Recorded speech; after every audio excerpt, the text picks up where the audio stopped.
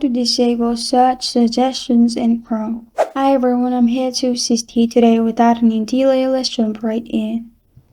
First, open Chrome on your device. You will find this kind of screen pop up.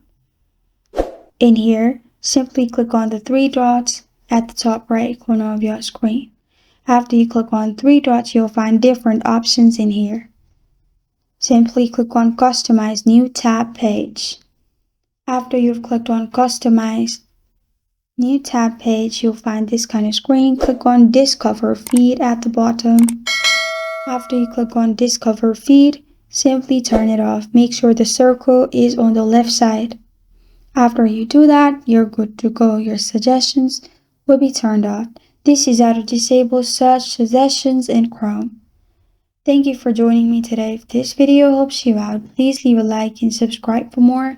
Got a question or want to suggest a topic? Comment below. Thank you for watching.